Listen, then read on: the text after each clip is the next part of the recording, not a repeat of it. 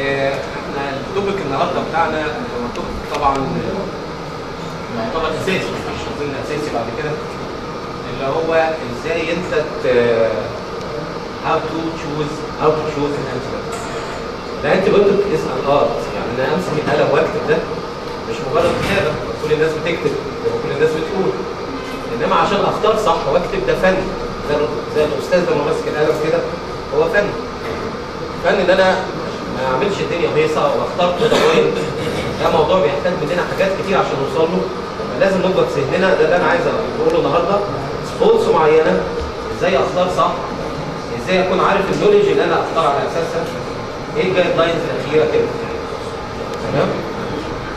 شويه ديفينيشن كده عايزين نعرفهم واحنا بنتكلم. تمام؟ الجي النهارده اللي هو ايه؟ الجرام نيجاتيف روت. خلاص مفيش حاجه حد بقى بيقول بس داي وكوكاي وكده يعني فالجرام بس داي دي بنسميها بالروت افضل، كل التيكتس كل الدنيا جرام نيجاتيف روت اللي هي جرام نيجاتيف بس داي يعني. امال الترم الثاني ده ايه؟ ده الريزيستنس بتاعه. تمام؟ شغاله كده ولا مش شغاله؟ النور جامد. الترم الثاني ده ما علينا، الترم الثاني اللي هي الار جي ار ده اللي هو ريزيستنس بكتيريا، السي ار اللي هو الكاسيتر ريليتد او الكاربينام جي ان ار، الماردو، كل دي كلمه وكل دي حاجه واحده. الفاكو ده كلمه بتتقال في حتت كتير قوي غير الحته دي، تلاقيها مثلا في حتت فيها اوبستكل، تلاقيها في السافر، الناس بتسافر بره كده هتلاقيها كده في التذاكر. فريكوانت اسكينج كويستشن، في دماغك اسئله كتير عايز تسالها ومش عارف تشتغل ايه، فاتح الموبايل وعايز تسال على حاجات يقول لك اسال البتاع ده فريكوانت. المكروب ده ريزيستنس. الكونز احنا عارفين الكونز اللي هي الكوابليز نيجاتيف ستاف. خلاص؟ ده الستاف اورجانيزم كبير فيه 40 سبيسيس على الاقل، في اكثر من 40 نوع. كويس؟ في منه بكتيريولوجيكال بنقسمه حاجات فيهمنا منه الجزئيه ديت لانها هي جزئيه ريزيستنس اللي هي مين؟ الستاف كوابليز نيجاتيف. مين اللي بيعمل كوابليز نيجاتيف في الستاف؟ الستاف هيموليتيكس منها بوزيتيف ومنها نيجاتيف. خلاص؟ الستاف ايبيديرمس منها نيجاتيف، يعني في اثنين بيعملوا لي كوابليز نيجاتيف. الستاف اوريوس والايبيديرمس هم المخصوصين بالكلمه دي، بالكونز. الكونز دي كلمه مهمه ورخمه جدا. معناها ريزيستنس البكتيريا انها ايه تلعب معانا. تمام؟ طيب. الثالثه الرابعه ديت اللي هي الكاسيتر ريليتد البي اس اي، بلاد ستريم انفكشن. في العيانين اللي هم في العنايات، في محجوزين في انتنسيف كير، في وحدات خاصه، في كلى صناعي. تمام؟ بنركب اساطر كتير صح؟ القسطره دي بكتيريا قائمه انها ماسكه في القسطره. تمام؟ ليها علاقه بالحتت اللي فيها انترفنشن عالي زي الوحدات الخاصه ديت. بكتيريا معينه رخمه عاده بيعملها برضه 3 مجموعات: الستاف سبريبت، يا جرام نيجاتيف زي الاشريشيا كولاي وكونسيل ده، يا يست يعني زي الفنجل، يعني الفنجل من ضمن. ليه بنقول الكلام ده كله بنحط ديفينيشن؟ يعني انا وانا بعالج حاله وهي في عنايه مركزه مثلا في وحده كلى صناعي في حته زي ديت، ابقى عارف طبيعه البكتيريا اللي هنا ايه. احنا قلنا عايزين نوصل النهارده ان انا ابقى عارف كل حته فيها ايه، اكتب على حسب هذه الجزئيه. المنطقه ديت فيها 3 انواع بكتيريا، فيها كسر اللي فيها انترفنشن، اللي فيها تداول جامد، فيها عنايه مركزه، فيها كذا. اللي هم قلنا ما ننساش الفنجل جرام بوزيتيف الستاف والجرام نيجاتيف مين؟ الاشريشن واللاي وايه؟ والكيمسيال. فاذا لما بعالج باقي حاجه من الثلاثه دول هيجي الكلام ده باين. المرسى ايه هي المرسى؟ ميزيتيلان ريزيستنت ستاف، برضه ستاف. الفيرسا ماركومايسين. احنا بنعالج المرسى ده ايه مثلا بالماركومايسين بس. طب افرض اديت الماركومايسين حصل ريزيستنس اللي هو بتلكك بيه اللي هو الحمايه بتاعتي. اما انزلي بجيبه مثلا بجيب البانكومايسين حصل ريزيستنس، يبقى البكتيريا دي اللي عملت ريزيستنس للبانكو اسمها ايه؟ بانكومايسين ريزيستنس ستاف اوريوس. طب حصل ريزيستنس للبانكومايسين دي مجموعه ثالثه نغطي هنقولها برضه. ايه الام دي ار؟ المالتيبل دراج ريزيستنس، كلمه عامه غير المرض اللي فوق دي. المرض اللي فوق دي اللي هي الجرام نيجاتيف بس بيحصل فيها ريزيستنس. انما الام دي ار لوحدها كده مالتيبل دراج ريزيستنس كذا اورجانيزم. مين الاورجانيزم؟ زي بتوع الاندوكاردايتس، زي البكتيريا اللي بتعمل اندوكاردايتس، زي بكتيريا التي بي. دي بكتيريا كلها مالتيبل ايه؟ دراج ريزيستنس. تمام. طيب خلينا نتكلم يعني حاجات نقعد نتكلم فيها وحافظينها في كتب الفارما، وهي كلام صراحه ما بقاش برضه يضرب. كلمه برود سبيكترم وايه؟ فونال سبيكترم ما عندناش حاجه قوي براكتيكال يعني ليها معنى اسمها برود سبيكترم ها؟ ونهر سبيكترم. تمام؟ ليه؟ احنا اتفقنا ان بنعالج البكتيريا الفلانيه، انا عارف انا بعالج ايه، مش بكتب كده الضغط خلاص. لو انا بكتب ضغط خلاص الاقي اي حاجه كبيره وانا حظي برضه، يبقى كده انا حظي. تمام؟ المفروض ما نعملش لو حظي خلاص. انا بتعامل مع بكتيريا معينه ودي هدف المحاضره اللي هنخش فيها في النص. يعني المحاضره معانا في النص بس بندي منابع. طيب الكلمه الثانيه بكتيريولوجيكال دي كلمه بكتيريوسايدال وبكتيريوستاتيك. تمام؟ ايه بكتيريوس يعني؟ الكلام ده حصل جوه الانسان ولا بره الانسان؟ الفيترو ولا الفيفو؟ التعبير ده محطوط عشان بره الفيترو، على الطبق، على المعامل، على الحتت دي. مش محطوط عشان جوه الانسان. اذا هو مش دقيق. طيب يفيدني في ايه؟ او ايه اللي يهمني اعرف ان كلمه بكتيريوسايدال وبكتيريوستاتيك؟ كانوا يسالونا زمان ايه الادويه الانتي بايوتيك البكتيريوستاتيك؟ البكتيريوستاتيك يعني ايه طبعا؟ ان هو يوقف البكتيريا وما يموتهاش، صح؟ يوقف البروس اوف بكتيريا. سايدال يعني ايه؟ يموتها، كيلينج. طبعا هو احسن بقى الكيلينج ولا يوقف؟ ايه تخيلوا بقى؟ انت هتختار انت قلت دلوقتي وعامل المشاهير الاثنين هينفعوا الاثنين. هختار بكتيريوستاتيك ولا بكتيريوسايدال؟ سايدال مش منطق كده سايدال؟ ده ليه ديس ادفانتج. تمام؟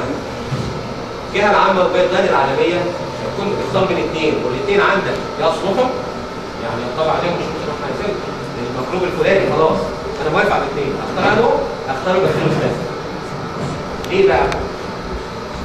البكتيريوسايدال ليه ديس ادفانتج؟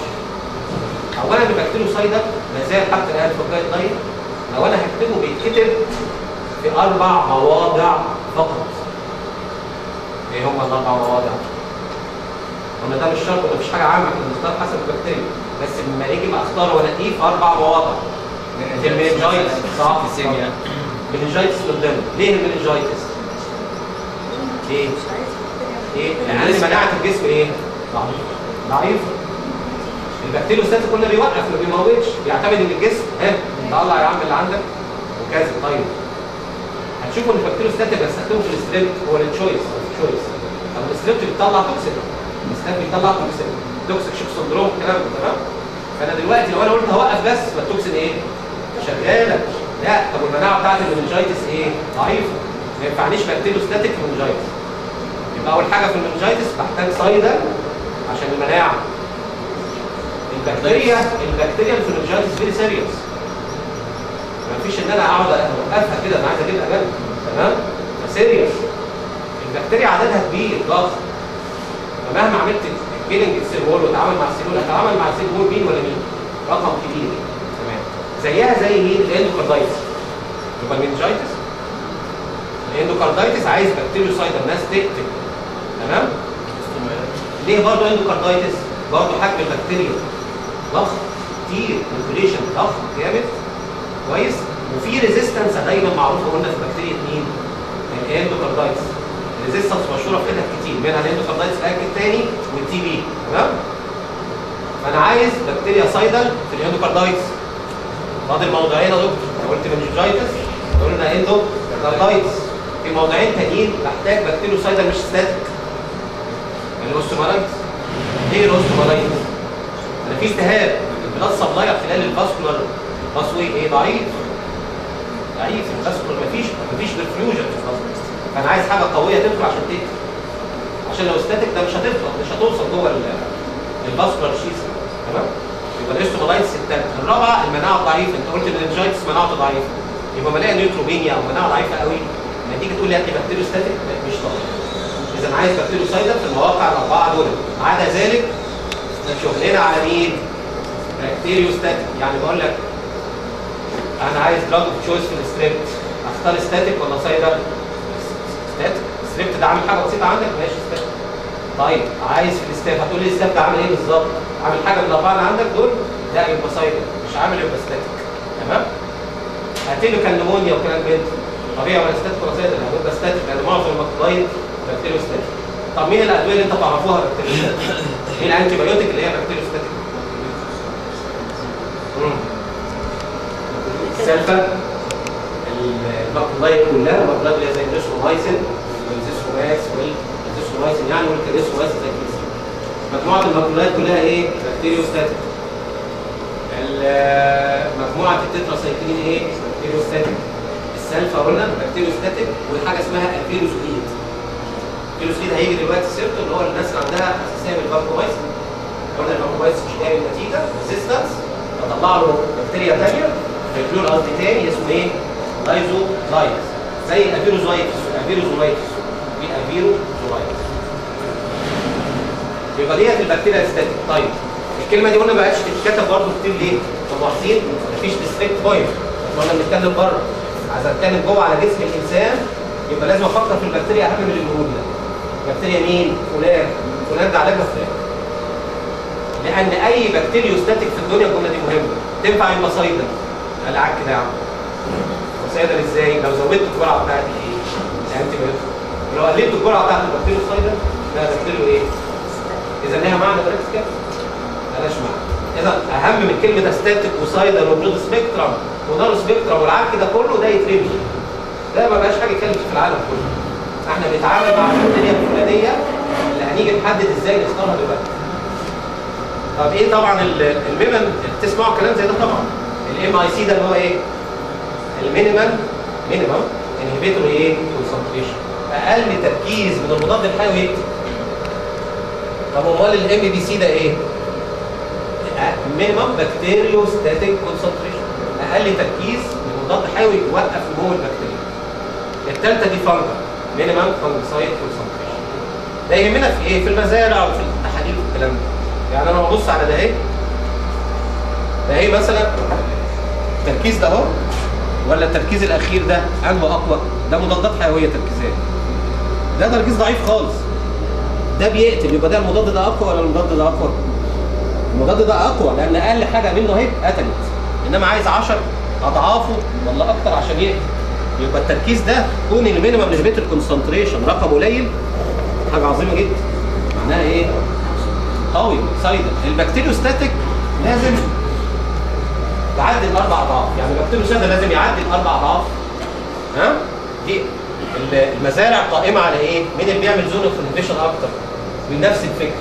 اذا مازال البكتيريوستاتيك والبكتيريوسايدر موجه ناحيه كلتشر سنسيتيفيتي بس. انما ما تقولش انا هدي سايدر وستاتيك وبتاع الا على ضوء البكتيريا اللي انت عارفها اللي اتفقنا عليها في الاربع مواضع الكبار: منجايتس، اندوكاردايتس، اوستومالايتس، نيوتروبينيا. هنلاقي اقوى حاجه بكتيريوسايدر. بقيه الاشياء الدنيا دراج تشويس قدر الامكان في العالم كله جايد لاين حاجه بكتيريوستاتيك بسيطه. وان كان قلنا بيلعب في الدوز فبلعب في السايدر والايه؟ والاستاتيك اقلل وازود. طيب الميكانيزم اوف اكشن بتاع دي لذيذه قوي بتبين لنا معظم او تيوز الحاجات كلها. تمام؟ عارفين البنسلين بيشتغل على مين؟ السيل وول صح؟ الانهبيشن ادي السيل وول. مين اللي بيشتغل عليه السيل وول؟ بنسلين، كيفالوسبورين، بينام، كل مجموعات البنسلين عاده بيشتغل عليه والكيفالوسبورين ده السيل وول. طيب لو جينا للسلفه، السلفه شغاله على مين؟ على الفوليك اسيد. غير الميتابوليزم بتاع مين؟ الفوليك اسيد السلفه. لو جينا على الكينيلون اهو بيشتغل على مين؟ على الدي ان ايه حاجه اسمها دي ان ايه جايريز. امال مين اللي بيشتغل على ار ان ايه؟ الريفامبسين. كويس؟ نيجي المجموعات دي، انت عارفين رايبوزوم 30 و50 اس. مين اللي بيشتغل على 50 اس؟ الكرامفينيكول 50 اس اللي هو ده، كرامفينيكول ومين؟ والريثرومايسين. طب مين اللي بيشتغل على 30 اس؟ كل الامينو جلايكوزايدز خلاص تشتغل على مين؟ على 30 اس هي والتتراسايكلين. الكرامفينيكول بيشتغل في حتتين. يمكن انا من متحيزين الكرامفينيكول اللي الناس شالته ده وهنقول لي التحيز شغال هو فين دلوقتي على 50 اس وشغال على الايه؟ سيتوبلازم هنا برضه. تمام؟ والبوليموكسين كده. السيل ممبرين شغال عليه البوليموكسين اللي هو بتاع اليورينال تراكت ايه انفكشن. يمكن ديت حاجه سكيم سهل وبسيط بيجيب لي ميكانيزمات كل الانتي بيوتيك بتشتغل ازاي. طيب احنا هنقسم انتي بيوتيك بقى ونبتدي نخش نقرب من المحاضره شويه. دول امينو جلايكوزايد صح؟ دي اساميهم بيشتغلوا على مين دول؟ لما تقول لي انا هدي جرامايسين او اميكين بيشتغلوا على مين؟ انا صوتي واضح بتهيألي كده مش عارف. بيشتغل على مين الجرامايسين والاميكين؟ حافظين طبعا. جرام نيجاتيف صح؟ عندك حل تاني غير كده؟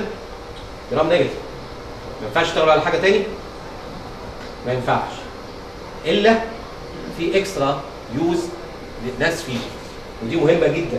لما تعمل اي مزرعه في الدنيا ها؟ للاستاف كويس؟ هتعمل اي مزرعه الدنيا للاستاف هتجد فيها الاثنين دول. يعني ايه بقى؟ يعني الامينو جلايكوزايد شغال على مين؟ جرام نيجاتيف. يورينال تراكت انفكشن جرام نيجاتيف بتكمل الابر ريسبيراتوري بتاعك بتعالج الجرام نيجاتيف في الشيست ليه؟ اما تقول لي انا عايز انتي ستاف، مش في ادويه معروفه الانتي ستاف؟ زي الميسيسيلين والحاجات دي صح؟ ذهننا دول لا ينفع ده يشتغل على الستاف. ده جرام نيجاتيف يا دكتور؟ عارف. بس الاجرامايسين والاميكين شغالين على مين؟ في ذهننا لازم على الانتي ستاف ما يطلع لك في المزرعه ستاف. طيب البنسلين حافظين الفريق اللي عمل ده كله صح؟ وما زال في الوحدات اعتقد كل الست حقن امسلين اياهم دول صح؟ مش موجودين؟ مفيش ست حقن امسلين خلاص؟ الحمد لله. ولا الامسلين بروكاين موجود؟ ديت طبعا دي مجموعه الامسلين كلها اساسها شغلها على السيل وول صح؟ شايف شغلها على السيل وول سينسس. دي مجموعات كلها باختلافهم بقى. مين البنسلين جي؟ البنسلين جي ده شغال. مين البنسلين جي ده؟ المائي اللي هو البروكاين ايوه. طب مين البنسلين في ده؟ الاورال اللي هو فينوكسي ميثايل بنسلين اللي هو الاوسبين. وما زال الاوسبين انا كاتبه قريب في حاله الاوسبين مش عيب اكتب الاوسبين بس لهم استخدام محدد وهو واحد فقط ومفيش اثنين. ولا الفلوكلوسترايز يا دكتور برضه ده ما تكتبوش فلوكلوسترايز. هتضحي ليه بالرجي وتعمل تيست وتعمل الكلام ده. روماتيك فيفر بس عيان بياخد لونج اكتنج بنسلين بياخد ده اهو بياخد البنزاسين بنسلين ده اهو وعنده حساسيه او زهقان او تعبان او اتهاله حقن وعايز تدي اورال اتس اوكي. ادي اورال مين؟ ده البنسلين في ده اللي هو اسمه ايه؟ اوسبين فينوكسي ميثايل بنسلين. لهم استخدامات اخرى في الطب العالمي في العالم كله نيفر خلاص. هيحضرنا هنا حديث بالمناسبه برضه حديث هيجي بقى. طبعا انتوا جايين من اسكندريه عارفين مثلا دكتور اسمه عبد الحليم بدر الدين اكيد عدى عليك اسمه طبعا من راجل محترم. فمره كاتب روشته كده دايما هو في حياته او في محاضراته كاتب روشته ونازله الصيدليه كاتب بنسلين بروكاين ايام ما كان بقى بروكاين في عزه يعني 6 حقن مش عارف حقن ويلا بس الصيدلي رفع السماعه. انا بتكلم على بس اختار الميكروب مش اي حاجه. رفع السماعه قال له ايوه يا دكتور عبد الحليم انا والله ما عنديش بنسلين بروكاين بس عندي شويه جراميسين زي الفل. يعني ما ينفعش نقول الفل ده انا بتكلم بماده علميه انا كاتب حاجه محدده. حاليا دكتور عبد الحليم نفسه ما يكتبش ده دلوقتي خلاص. صعب ليه؟ مش هيضحي ان انا اعمل الرجي العيان في مواد جديده دخلت وفي حاجات طلعت سيف وفي حاجات افكت وفي حاجات في الجايد لاين ما بقاش فيها ده. فاذا رجاء الثلاثي ده الحقن في لونج اكتف روماتيك دايجنوز. الحاجه الثانيه عايز ادي اورال ادي البنسلين في اللي هو اوسبين 1000 تقسمه حسب الدوز او 400 تمام. بقيه المجموعه دي هي امسلينات اتسوكيه واوكساسيلينات طبعا قائمه وبتعالج كويس وهنقول بقى هي فين وازاي بس في استخدامها لايه؟ في الصحيح بتاعها. كابيمينام زي الميرينام طبعا والكلام ده اساسا زي ما احنا عارفين هو جرام بوزيتيف ونيجاتيف بس مش للمرسي. المونيدام ده جرام نيجاتيف بتوع العظم. الفانكومايسين ده القطر انا بسميه دايما القطر. يعني ايه القطر بقى؟ القطر السريع من الاول للاخر. واخد السبيكتروم الاولاني. جرام بوزيتيف ايه؟ ايروب وانيروب وميكسا وكونز وكوليستريديا ديفيسيل كله خط كله بوزيتيف. تمام؟ طب افرض حصل عنده ريزيستنس قلنا في اللايف لاينز. طيب الكلين ده مايس المجموعه دي او اللينكومايسين ده مثلا زمان كان اللي عندهم حساسيه من البنسلين بقى زي اللي قلنا عليهم دول، مش عايز ادي حقن مش هدي اسبد، ما هو البنسلين راخر. اعمل ايه؟ بختار مجموعه ثانيه هتدي روسومايسين، بس الروسومايسين ضعيف ولا يكتب اطلاقا في العالم دلوقتي ولا في اي حته، انا بقول برضه بنختار الماده دي اللي هي اللينكوسين دي. كان اسمه في السوق ده لاسين سي لو تذكروا ده، بس كان عيبه بيعمل ايه؟ كوليستريديا ديفيسيل. تبقى تاخد الحقنتين 3 ل 4 ولا بطنك جامد لان حصل ايه؟ بكتيريا الكوليستريديا ديفيسيل، وتاخد معاها بقى مترونيدازول اللي هو الفلاجيل او ما شابه. فده موجود قائم للناس اللي عندهم حساسيه وما جاتش في السوق لسه. مين الراجل ده بقى؟ ده اللي عنده عدم استجابه من على الفانكومايسين. قاموا نقلوا مين؟ طلعوا من المجموعه دي اسمها لاينوزولايد اللي هي الفيرسا، اللي عندهم حساسيه من الفيرسا. الماده دي موجوده في مصر موجوده في العالم، بس موجوده في مصر اونطه شويه. اللي هيستخدمه بيستخدمه كده ويعمل كده. يعني النتائج اسمه افروزولايد.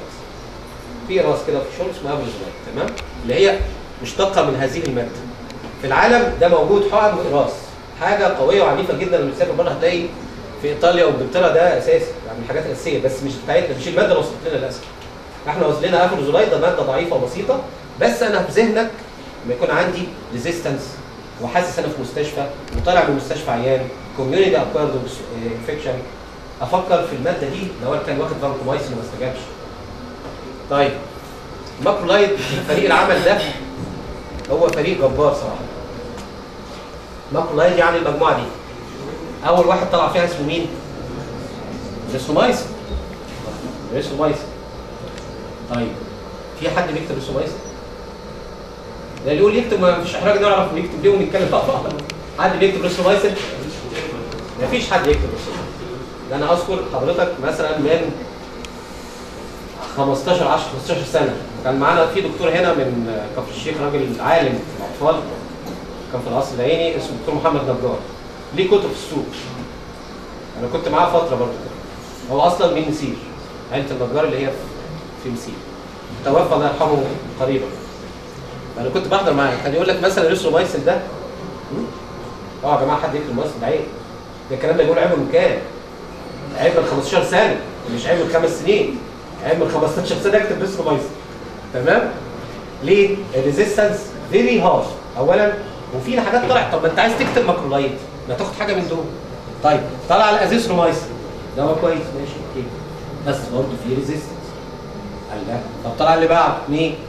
الازيثرومايسين اللي هو زي الكلاسيد، ده ريزيستنس قليله والسبب ان هي قليله يعني فيها 2 مولكيول. يعني الازيثرومايسين اللي بيشتغل بيطلع في الدم مولكيول تاني ميتابولايت يعني اسمه 14 حاجه كده، 14 ماده كده. 14 ده بيشتغل كانه بوست افكت، يعني بعد ما تخلص الدواء يقعد هو يشتغل اسبوع تاني معاك بعديها. فاذا انا جميل قوي زي الكلافوران. الكلافوران ليه مادتين، ماده اسمها مسيكسومين وهجيبها دلوقتي سيرتها، برضه بنفس القصه بتطلع فبتديك عدم ريزيستنس. بتاع الكلافوران يديك عدم ريزيستنس، انما بتاع الكريسومايسين بيديك بوست افكت، يعني بعد ما تخلص كانك خلصت المضاد النهارده يقعد اسبوع يشتغل بوست افكت. ومفيش ريزيستنس زي ده. طب ما اجي اختار من الاثنين، طب ما انا اختار بقى الثالث. الرابع ده يعني كان مش يعني موجود في السوق، كان اسمه روليد وحاجات كده، بس ده ما بيستخدمش برضه الا يعني على استحياء، وبطلوا الناس تتكلم فيه وتتكتب فيه. مش في الجايد لاين، انما ما زال طبعا في الجايد لاين الاثنين اللي في النص، الازيثرومايسين والايه؟ والكلاريسومايسين. ومين الافضل طبعا؟ المنطق الكلاريسومايسين عشان الريزيستنس. الكيفالوسبورين عندنا فيرست جنريشن زي مين؟ طبعا انتوا حافظين بقى، سيفادروكسين، يوسيف، اوبيزوكسين، سيفالكسين زي الكيفلكس، سيفرادين زي الفلوسيف. الفلوسيف تناه في العالم وفي مصر الشرق الاوسط الماركت ليدنج، يعني اكتر مبيعات في السوق المصري. هو مين؟ مين عارف هو مين؟ يعني تناه مثلا ماسك كده 7 سنين يطلع الاول والتاني يقعد يبدله. النظام ده ايه؟ ده النجم الاولاني في العالم رونالدو ولا ميسي، يقعدوا يبدلوا شويه ميسي شويه رونالدو شويه ميسي. هو والتاني، مين التاني؟ فولتارين. يبقى الفولتارين وايه الراجل ده اهو فيلوسيف تنهم ايه يبدلوا. ده اثر علينا في حاجه؟ اثر في ايه بقى؟ انا هجيب لك دلوقتي، هندخل في المحاضره وهوريها لك بالورقه والقلم، هتشوف اللي انا الخط اللي هرسمه لك. المجموعه دي كلها ده بما فيها ده رهيبه ممتازه، بتغطي البكتيريا الاساسيين الثلاثه اللي انا عايزهم. لا اقول لك هم ايه الثلاثه؟ تغطيهم تماما. طب ما تكتب يا عم، اكتب وريني الشطار وشوف النتيجه. النتيجه كام في المية؟ ضئيله جدا للاسف الشديد، لان احنا خسرناهم بالايه بقى؟ بالاوتوسين. ما بقول لك الفيلوسيف اكتر منتج بيتباع، كل بيروح الصيدليه غير هات يا دكتور الفيلوسيف بسرعه، هات له واحده فولتارين واحده في جيبه ويطلع مروح البيت يروق الشباب، بدل ما ياخد بطيخه ياخد الفولتارين. تمام؟ عشان كده خسرناه، بقى في ريزيستنس غبيه. نادر قوي ما يجيب نتيجه، وانت طبعا مش هتغامر مع العيان. انا شخصيا نيفر ان اكتب هذا المجموعه دي كلها، انا بكتبها في حاله واحده. اما العيان هيجي لك صح؟ انا بكتبها يعني ببساطه لما يكونش سخن. يعني عنده رينال تراكتومي زي بعض اكتب، مش هيجي يشتكي لي لسه يعني هتتلقى، انما يبقى لسه سخن لا يا عم روح الدكتور التعبان ده، هشوف دكتور ثاني يجيب حاجه ما فيهاش ريزيستنس تحسن. انا عمري ما بشوف حاجه سخنه ابدا، فيفر نيفر، لان انا اصلا عارف انه في ريزيستنس خلاص، ومش موجود في الجايد لاين ومش موجود خالص دلوقتي بسهوله. فللاسف خسرنا المجموعه العظيمه، وعظيمه فعلا بتاثر تاثير قوي جدا، لان الريزيستنس بقت حاجه فظيعه جدا. بيشتغل على ايه دي المجموعه كلها؟ جرام بوزيتيف صح؟ ما تطردش النيجاتيف؟ لا يا دوبك من بعيد هقول لك ازاي. طب احنا عايزين حاجه تشتغل على الاثنين، دخلوا السكند ايه؟ جنريشن، بقت فيها انت ايه بتشتغل اللي هي السيفيزيل والسيفلوكسين اللي هو الزينات والايه؟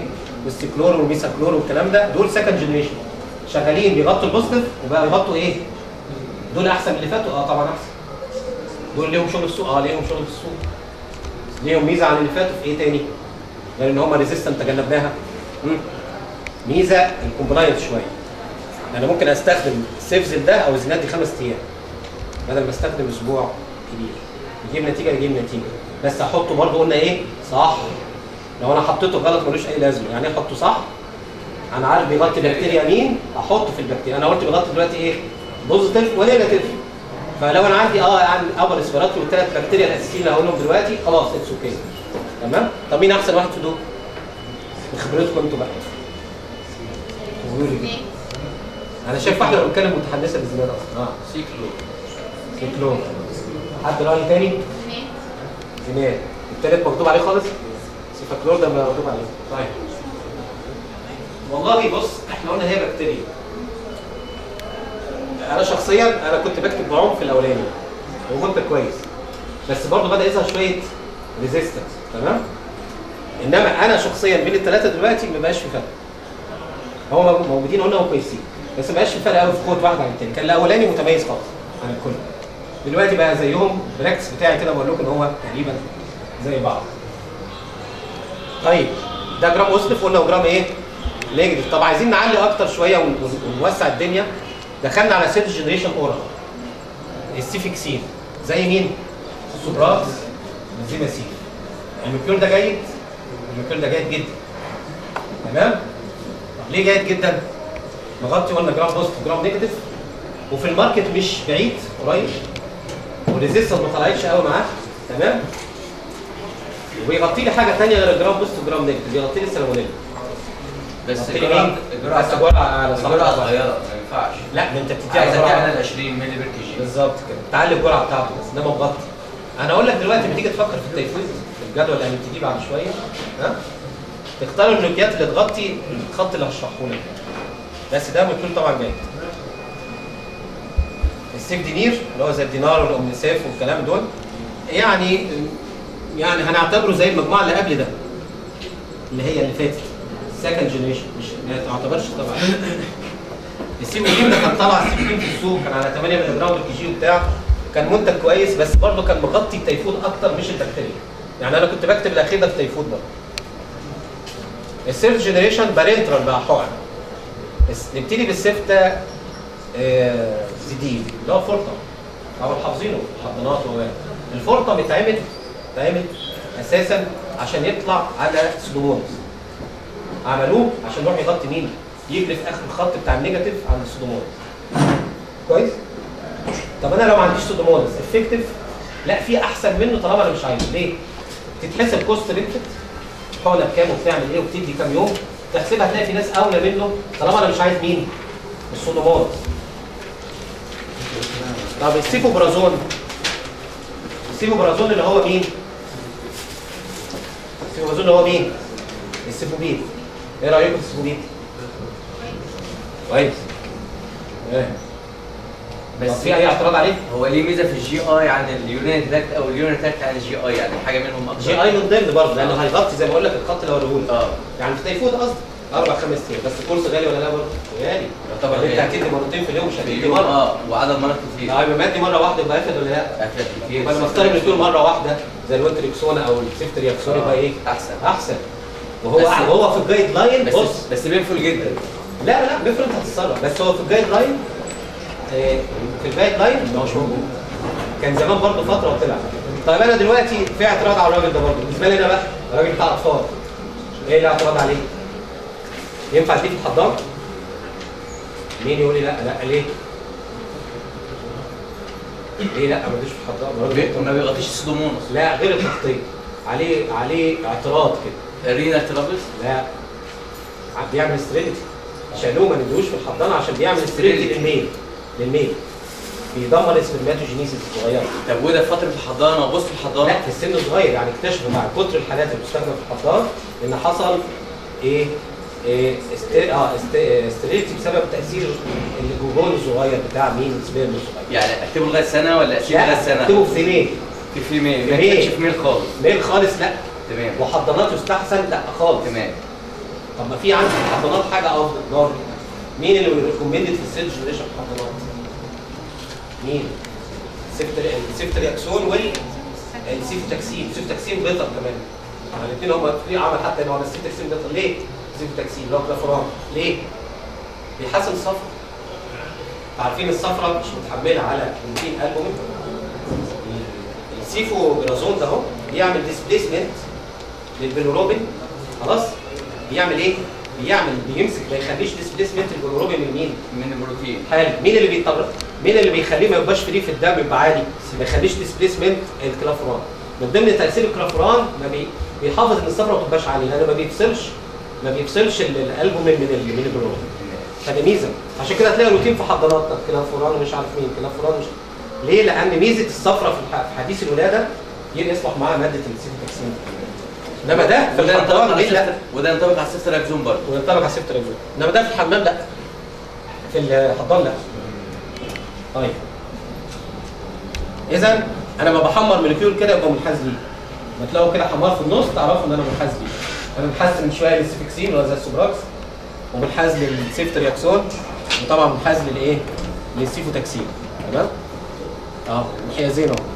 مع السيفو مع الايه؟ مع السيفكسين اللي هو السوبراكس والكلام. طيب ده منحاز ليه بس باتجاه صح. يعني ده صح. ده ايه ده؟ الفورس جنريشن ده مين؟ سي في بي عارفينه. زي مين؟ في اسامي في الماركت. بص دلوقتي حدث بلا حرج يا دكتور عمرو، حدث. في يعني غير دول، غير الماكسيفير اللي انتوا عارفينه، فورستكس، ويلسف، بنفاست، كيرافيب. بص عيش يعني يجي 100 واحد. ايه قيمه المخلوق ده؟ ده اتعمل لحاجه واحده برضه اساسا قبل كده. هو مغطي ما شاء الله زي الاثنين الحمر اللي فاتوا. يعني ايه؟ مغطي زي السيفترياكسون، ومغطي زي السيفوتاكسين، يعني زي الكلافوران والوينتركسون، مغطي حاجاتهم تقريبا. طب امال ده رايح فين؟ امال ده هيروح فين؟ رايح بيجري كده ناحيه الكونز والمرسا، يلعب ناحيتهم كده ريزيستنس. فهو اتعمل للحته دي شويه. انا عايز اقول لكم، انا قاعد اقول ده بيروح ناحيه السودوموناس اللي هو الفورتم، وده بيروح ناحيه الكونز. طب انت شفته كم مره سودوموناس وكم مره كونز؟ ممكن تكون ما شفتش خالص، ممكن شفته وعدى عليكم. يعني ماشي البكتيريا دي موجوده جوه هوسبيتال في حته معينه، وحته ما استجابتش على التقليدي فافكر فيها. يعني مش كل البكتيريا عندي مش سودوموناس. انا ما شفتش في حياتي 2 سودوموناس. اقعد اكتب فورتم ده ليه بقى؟ يعني انا ما شفتش في حياتي، انا وراجل شغال في الجامعه وشغال معيد ومدرس ودكتوراه، ما شفتش في حياتي ورئيس عنايات ما شفتش 2 سودوموناس. يبقى اكتب فورتم ليه؟ انا هيجيبوني اكتبه ليه؟ ما تجيش. طيب ده اكتبه، ممكن اكتب في كونز في العينات في الوحدات الخاصه وبتاع، بس ما قابلها. طب اللي خليك ما تكتبوش من الاول ايه؟ الكوست برضه. لو انت هتحسب كوست ده هيتاخد مرتين في اليوم برضه. ها؟ هيتاخد مرتين في اليوم، سعره غالي. لما ياخد ماده الوينتركسون مره في اليوم يبقى مين ارخص؟ بحسبها ونغطي نفس السبيكترم ما عدا انه بيبعد شويه عن الكونز. يا عم ما فيش كونز، انا مالي مال الكونز يا عم. فانا احسب انا عايز ايه قلنا؟ كذا. كده احنا داخلين في المحاضره.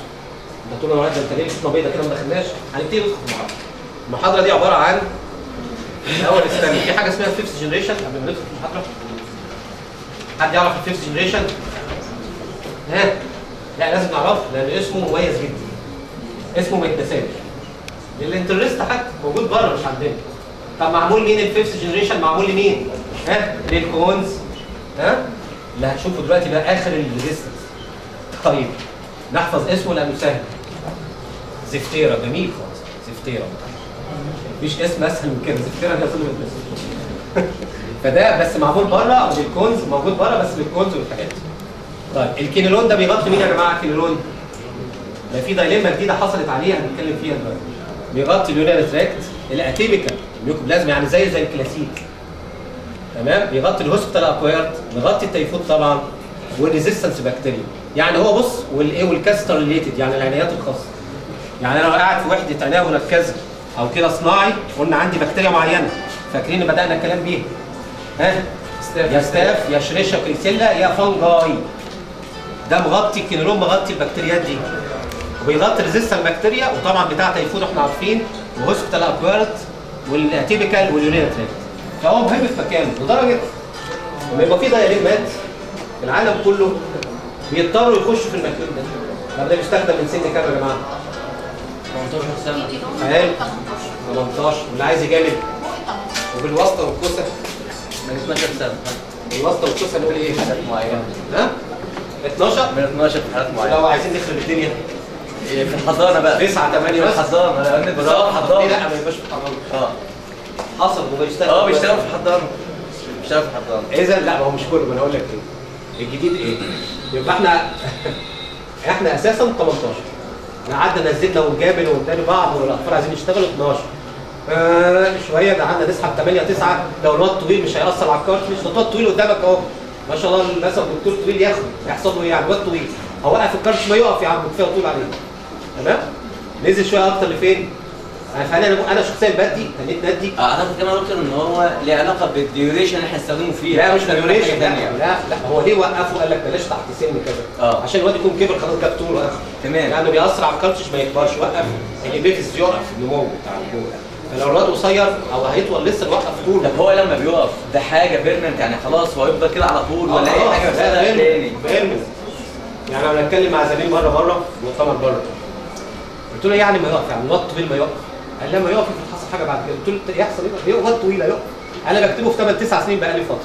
الجديد بقى طلع جديد ان انا استخدمه بس مش كل الكينولون، السيبروفلوكساسين. الايه؟ هتروح اقرا في البيبر كده اهو هتلاقيه. سيبروفلوكساسين يستخدم في اليونين. في الحضانه. شفت الهنا اللي انا فيه؟ ده كان دكتور من حوالي 4 سنين او يعني من فتره. سيبروفلوكساسين على 15 مللي جرام بالكي جي. بالدي وتقسمها مرتين. وليست مين بقى؟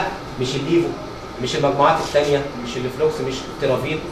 انا عايز ماده سيبروفلوكساسين في اليونين بس ما تعملوش انتوا كده. على الاقل ما تلاقي واحد طول 8 9 سنين عايز تفكر وبكتب لو ينطبق عليه حاجه من دي مش لاقي. طب انت يا دكتور عندك في الميوكوبلازم عندك في الاتيبيكال ميوكوبلازم كح، ما عندك الكلاسيد سيف اهو. ما جابش الكلاسيد وبفكر يعني انا مش هنط كده، انا بنط لما يكون ما فيش استجابه على شكوى. تمام؟ هي ماده عليها تحفظ بس استخدمها صح برضه. نبتدي المحاضره. ولا كده كنا عايزين تقفلوا مع بعض. يعني نبتدي المحاضره. ايه بقى المنظر ده؟ احنا جايين عشان المنظر. مش اللي فات ده بس ملامح عشان نخش في الموضوع. ده منظر اهو قدامك اهو، صح؟ مش في خط؟ كويس كده؟ ده ايه؟ هتنجي هتبان ولا مش هتبان؟ ده ايه؟ ستريبت. الستريبت كام مكروب بالمناسبه؟ الستريبت انتوا عارفين الستريبتات ايه بالمناسبه؟ احنا قلنا الاستاف 40 واحد خلاص؟ وقلنا بقى اللي فوق البليز بوزيتيف واللي نيجاتيف ولا منها ستاف اوريوس. والنيجاتيف دي بتبقى كومبنسر على السكين، الكونز اللي بنحكي عنه ده على السكن اما تنشط مش مضره. معظم ال 40 سبيشيز دول مش مضرين، انما بتاعت الجلد دي ما تنشط. اما تنشط ايه اللي يحصل؟ تبقى باثوجينيك وتعملي بقى ممكن الريزيستنس اللي بنلاقيها اللي هي فين هنا كونز، فين هنا بعيد خالص اهي، شايف فين؟ اخر القطر اصعب واحده دي اللي يعملها الستاف كابيليز نيجاتيف ويعملها ستاف ابيديميس. تمام؟ دول 40 معظم السبيشيز ما عدا الهيموليتيكس والكابيليز نيجاتيف دي مش مزعلانا قوي. طيب رغم الريزيستنس والمالتي والميرسا والحاجات دي. الستريبت عندنا مجموعتين في الستريبت صح؟ ايه هما؟ الفا وبيتا. الفا وايه؟ الفا دي مين اللي فيها مين؟ جروب ايه؟ اللي هي ستريبتوكوكس نموني اللي هي زي النيموكوكا دي الفا. طب البيتا بقى حدث ولا حرج بقى. جروب A وجروب B A B C D شيل الاي جي اتش اف. تاني جروب B فيها مين؟ A B C D مفيش اي جي اتش اف. طيب الدي نحفظ الدي ليه؟ عشان نزعل الناس اللي جنب دي. لان الكلافرون ما اشتغلش على الدي بس، يعني اشتغل على كل البوز كل جرام بوزيتيف ما عدا الدي اللي هي انتيروكوكاي. تمام؟ الدي دي ثاني مجموعه اللي هي البيتا. خلاص؟ A B C D قلنا ومفيش اي جي اتش اف. طيب مين اللي بيعمل الروماتيزم والروماتيك فيبر؟ البي. جروب بي جروب اي قصدي بيتا هيموليتيك جروب اي اللي هو فين؟ جروب بي اهو. خلاص اتفقنا اللي هي مجموعه ايه بيتا كذا. تمام؟ ده اهم مطلوب في الدنيا عندنا في شغلكم بص ان احنا قاعدين ده كله 90%. بص الرسمه دي اوضح عشان نتكمل فيها. ما ننساش ان في حاجات بره المجموعه دي، بره الكيرف اللي هنشوفه تاني دلوقتي. لا تبقى بره المجموعه ولا لا؟ مالناش دعوه بالناس دي. لازم مالوش دعوه بالناس دي. ولا كان بوزيتيف ولا نيجاتيف ولا دعوه بالناس دي. ميكروب التيفود دي دعوه؟ ليه؟ من خلال هنشوف ضمنيا ليه بس مجموعه لوحدها. وميكروبات او علاجات التي بي مجموعه لايه؟ يبقى انا عندي 3 مجموعات المفروض علاجهم مع نفسي كده لوحدهم.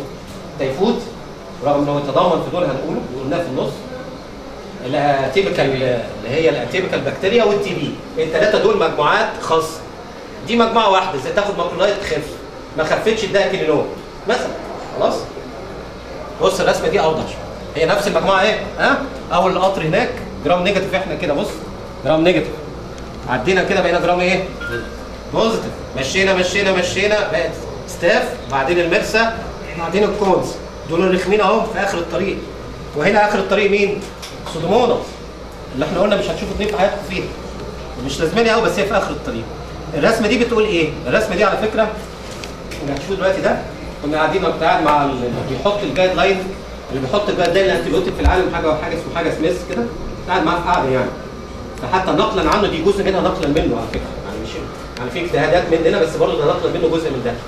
لان هو بيحط اصلا الجايد لاين للعالم كله في الانتيبيوتيك. فهو الراجل ده ما شاء الله جميل جدا. بص بقى ده ايه الخط الاحمر ده؟ يعني تاثير الانتيبيوتيك قوي صح؟ لما بقى نقط كده معناها ايه؟ تمام؟ يبقى نتفق سوا المقطع ده ايه؟ ان تاثير الانتيبيوتيك يعني مش جامد هنا، يعني في مضاد شغال هنا جامد بس مش شغال في الحته دي قوي. هنشوف دلوقتي. اتفقنا؟ طب اللي عامل خط احمر كامل مش متنقط يعني تاثيره على البكتيريا اللي فوقيه مظبوط كامله. واضحه دي الاول قبل ما نخش؟ واضحه دي ولا اقولها تاني؟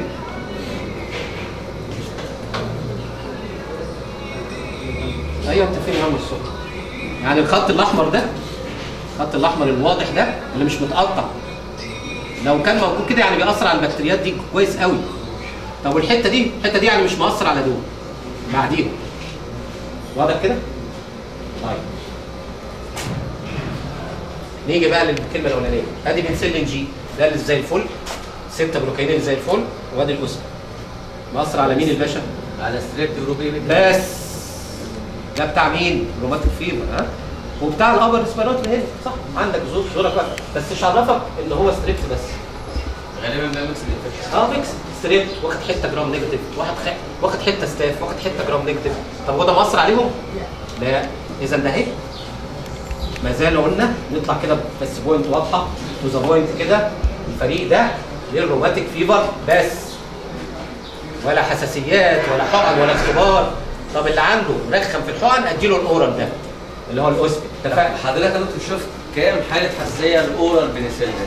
لا شفت كتير. طب الحساسيه بتاعتها بتبقى بدرجه مخيفه ولا هي شبه بتاعت الاموكسيلين الكلافيرينيك اسيد؟ ديس البندنج ديس بس بتاع الانجكشن اكتر يعني بتاع الانجكشن انما بتاع الاورال لا الاورال تقريبا ما شفتش خالص. طيب تمام، ما هو انا بتكلم في كده، انا بقى عندي حاله فلوكرال بوسولاس وديها اوزبن بيجيب نتيجه معاك كويسه جدا. لو انت فلوكرال متاكد ان فلوكرال بوسولاس هقول لك حاجه، في شكل الفلوكرال بوسولايتس بالظبط في ادينوفايروس معايا. تمام يا دكتور، في شكل ما هو الفيرال انفكشن ده اكتر من البكتيريا الانفكشن بتعمل فلوكرال في كذا حاجه. تمام، انت متشور انها مين؟ ان هي ايه عشان كده لا تأمن احسن وتشوف حاجه اقوى برضه. تمام. فاذا عرفنا ده خلاص. ننقل تبع مين؟ نوسع شويه، كبرنا الخط شويه. ها الخط الاحمر طول شويه. راح فين؟ راح على الاستاف وراح على وايه يعني هيقرب للمرسى كده اهو. فالميسيسيلين اهو الحاجات اللي بنطلعها من البنسلينات، الفلوموكس ها وخد حته كده من وخد حته كده من ايه من القلم. فممكن افكر في الجماعه دول كده ماشي. تمام. الفلوموكس والبتاع. طيب نرجع شويه كمل. يلا لا شوفوا بقى المكيول انتوا بتستضعفوه ويعني مستقلينه ونظام بليا اللي بيلعب الكلام ده، انما هو مش بليا خالص. ايه بقى اللي هو السلفه؟ بصوا السلفه ترايميثوبريم والسلفه ميثوكسازون. السلفه جايب مين؟ بص جايب الاستاف وجايب الريزيستنس وجايب المرسى هنا اهو. هو الناحيه الثانيه جايب مين؟ الجرام نيجاتيف. هو موقع مين؟ ها؟ جروب ايه والبي. طب مش انت كنت بتكتبوا ساعات السلفه للعيانين عندهم ابر ده مش تبعه. لو انت بتقول لي بقى الفوليكولار هنا نكتب بقى الاوزبن. نطلع يا جماعه من هنا انا ما اكتبش 2 مضاد حيوي خالص. انا زعلت ما قلت لي هكتب ده معناه ليه؟ في واحد يغطي الاثنين. خلاص؟ في واحد يغطي كل اللي هتعملهم 3 مضادات ده يغطي. تمام. انا عايزين نطلع بعد اذنك نحاول هو واحد تبقى انت عارف بتعمل ايه عشان هو دي هدف البرنامج. السلفه مغطيه جرام نيجاتيف يعني في الايه؟ في اليورينال تراكت انفكشن اهي. صح؟ عنده سيستايتس يورينال تراكت ممتازه. عنده ستاف شاكك فيه، عنده ريزيستنس في الحضانات ممتازه، عنده عايز اقول لك مننجايتس ممتازه. بس مش في الابر اسبيراتور البسيط ممكن ما تجيبش نتيجه. شوف الفظيعه دي. طيب التتراسايكلين مكيول عظيم. شوف العظمه. بص العظمه تتراسايكلين غطي كل ده. تمام؟ طب ما لعبوا ايه التتراسايكلين؟ ليه ما بيكتبوش دلوقتي؟ تيس البيجمنتيشن للتيس وبيعمل ساعات ديبسيوت. طب ما هو بيستخدم في مين؟ للاكني بس. برضه ناخد قاعده من هنا تتراسايكلين والدوكساسايكلين يا جماعه اكني بس عشان المشاكل الثانيه اللي موجوده. بروسيلا طبعا البروسيلا ده بتاعه. ايه ده بقى؟ فانكومايسين. القطر جه اهو. يبقى ليه حق اقول قطر ولا لا؟ هات يا عم الجرام بوزيتيف كده بتاعه. بص يعني لو عايز يدخل الاوضه الجايه دي هخش الاوضه. عظمه. حلو. يبقى الفانكومايسين كده عامل ايه؟ مغطي كل الجرام بوزيتيف اللي في الدنيا. ايروب وانيروب حتى الكوليستريديا ديفيسيلي اللي بيعملها 30 سي مغطيه. امال ايه التحفظ عليه بقى؟ حاجات كتير. ممتاز. استخدمه صح يعني ايه؟ وانا في وحده انتنسيف كير في بتاع عاليه شاكك في المرسى في الكولز العيانين مش مستجيبين للي قبلهم الادويه اللي قبل كده افكر انما اخبطه لازق كده وش هيحصل ريزيستنس مش هيجيب قوي وغالي وهتستخدمه 4 5 ايام بس ما تحبش تزيد عن كده. تمام؟ وتتحسب الدوز وتحط في فلويد ورخامه استخدام رخم يعني ودريب ورخامه وليه ده كله. فانا اخليه ما اكون ايه مش ليا حاجه قدامي او في وحده الكلى اللي قلت عليها كاسيتر ريليتد ده قلنا ممتاز في المركب قسطره. وبالنسبه للقسطره ديت لو خلال 10 ايام بتاثر لو حصل التهابات تبقى التهابات خارجيه عند القسطره من بره. وصلنا ل 30 يوم بتاثر من جوه خالص. يعني كل ما بتقعد القسطره كل ما ايه او فرصه البكتيريا. طيب حصل حساسيه من الفانكومايسين. حصل قصدي عدم استجابه. انقي المجموعه اللي بعدها ايه؟ اللاينوزومايد. يعني لو حصل عدم استجابه من دي اختار مين؟ ده لو زي الابروزولايد زمان. طيب نيجي لديت بقى الامبيسيلين والايه والاموكساسيلين. بغطي ايه لوحده الباشا ده؟ بغطي زي الحقن اللي انت قلتها بس بغطي مين؟ طالع فين؟ جرام نيجاتيف يعني برود شويه. طيب انا عايز اقول لكم حاجه واحده اساسيه. انت دلوقتي عندك بكتيريا وعايز تعالجها وتختار. هقول لك حاجه واحده. انا عايز، شايف الميكروبات دي كلها والثلاثه اللي لوحدهم الاتيبيكال والنيموني والتيفويد مين والتي بي. انا بسالك سؤال لو سمحت، النظام دي لو بنتك هتجوزها له ولا عارف كده، لو بنتك تجوزها له، لو بنتك تجوزها له اختار عايز بكتيريا واحده تحاربها فيه. اختار لي واحده بس، اهم واحده فيه. اختار واحده بس، اختار مين؟ واحده بس. ستريبت الوسطانيه ده. لو انا عايز اختار واحده لان الماجورتي الكبيره هنا بالمبدا قلنا ان احنا مش لازمني السودوموناس في حاجه ولا لازمني ده في حاجه. الاكستريم دول مش تبعي. انا هتشوف في عياداتك في وحدتك 99% اللي انا بنقولهم دول. لو عايز واحد بس يبقى مين؟ طيب هنطمع شويه، عايزين نحارب اثنين. هنختار اثنين، اولويه لاثنين، يبقى مين؟ ادي واحد وده. جرام نيجاتيف عشان يبقى تراك كتير جدا عندنا والسوفت تيشو كتير جدا. السوفت تيشو فيها ستات بس برضه دي اكتر. طب عايز احارب ثلاثه يبقى واحد، اثنين، ثلاثه. يبقى انا لو في مضاد حيوي وغطي لي الثلاثه دول، بصراحه انا كده 99%. ولا لازمني الريزيستنس ده ولا الريزيستنس ده ولا شويه دول. 99% العيان هيخف. حتى لو اديته الثلاثه التعبانين اللي قلنا عليهم اللي هم بقى اذا الاولويه لده لوحده، عايز اثنين يبقى ده وده، عايز ثلاثه يبقى ثلاثه دول. دي لازم في ذهنك كده وانت بتختار بقى عشان تخش في اختيار الامبسيلين والمكسسلين مغطين كده. طب انا عندي عظم والتهاب في العظم واوستومالايتس ورخامه وفي ايه بقى جرام نيجاتيف ريزيستنس بيبقى كتير معروف. يبقى انا اختار مين؟ بيبراسيلين وبتكراسيلين والفيلم ده. تمام؟ عايز اخش على الاستاف اكتر، اوسع السبيكترم بتاع الامبسيلين والاموكسا ايه؟ اوسع السبيكترم يعني ادي ايه؟ ادي انهبيتور بيتا لاكتاميز ايه؟ لا هنقول يعني زي الاوجمنتين، زي الاموكلاوين، زي اليوناسين. هنقولهم دلوقتي. بنقوي تاثير الكلام ده، هنقول كذا. ما علينا. طيب امال مين ده؟ الفيريزيليشن قلنا، شفت قلت لكم كان بيقولوا العظيم ازاي؟ مش قلنا الفينوسيف والكيفليكس والجوراسيف. شوف كان العظمه فين؟ بص شوف العظمه كانت فين. بس بقول لك قابلني بخف وكده. عظمه تزعلك تقهرك يعني من الاستخدام اللي خلاص بقى قتل بقى احسن ده. ما ينفعش الكتب دول دلوقتي خالص، يبقى قدامي اكتبه في سوفت تيشو تايه كده، في سكين تايه. ما اكتبوش في عيان فيفرش ابدا. نخش في السكند جنريشن.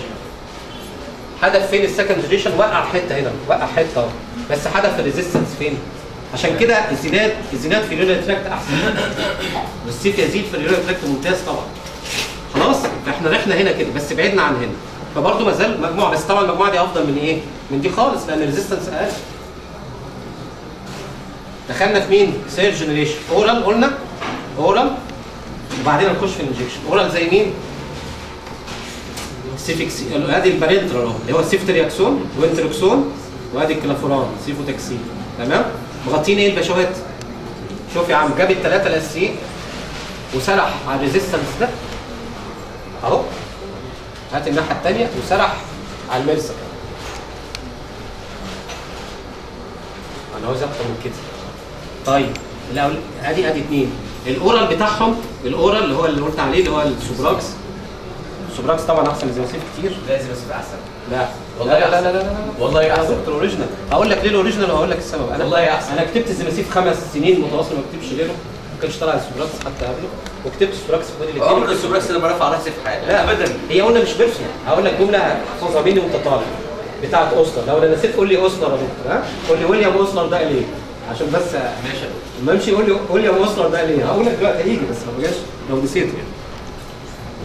السيفترياكسون هو جنسيته الاول ولا ده امريكي؟ الماني؟ لا لا لا لا امريكي.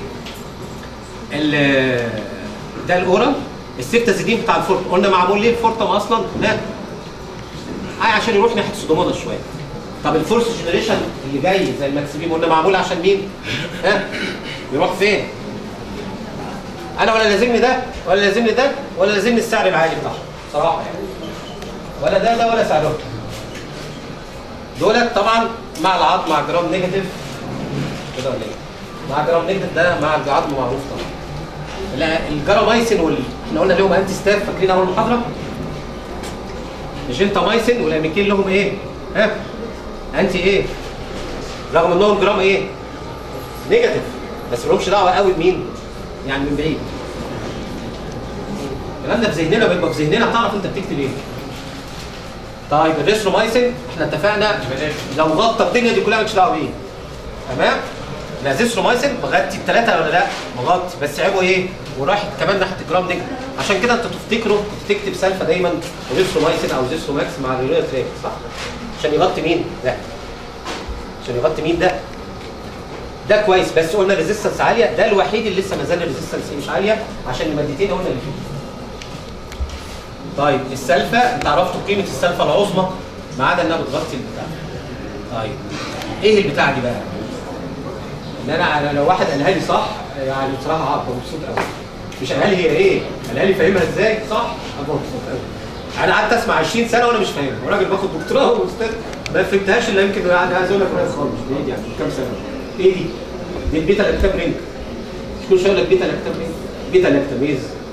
ودي هي عن مشكله البيتا لاكتاميز، بيتا لاكتاميز انهبيتور وعايزين نكسر اوميجا. حد فاهم دي كويس؟ اللي فاهمها كويس؟ في دايما لاكتاميز الرينج يعني بتشتغل على البكتيريا بتنهبت الاكشن بتاع البنسلين، فطلعوا انتيبيوتكس بتبقى بيتا لاكتاميز انهبيتور، فبتنهبت الانزيم اللي بيكسر البنسلين. تمام. طيب يعني ايه؟ انا عايز دي طول الرسمه اللي هتيجي دي في ذهننا وهديه مني ليكم يعني بعد يعني عذاب يعني. خلاص عشان نعرف. مين بيشجع برشلونه الاول؟ ها؟ حد بيشجع ولا كله كله ريال مدريد؟ ريال زي ابن انت. طيب دي البكتيريا. دي البكتيريا اهي الاولى اهو ماشي؟ خلاص؟ امال مين اللي فتح بقه ده؟ ده سواريز. ده سواريز العضاف اهو بتاع برشلونه، ده سواريز. تمام؟ سواريز ده بيعمل ايه؟ بيعض اي حاجه مش سايب. طيب ادي قلنا البكتيريا. البنسلين داخل اهو، البنسلين داخل اهو اهو على البكتيريا يجيب اجلها. شايف البنسلين؟ الحته الخضراء دي الفاضيه دي داخله على البكتيريا ايه؟ تبات عليها ايه؟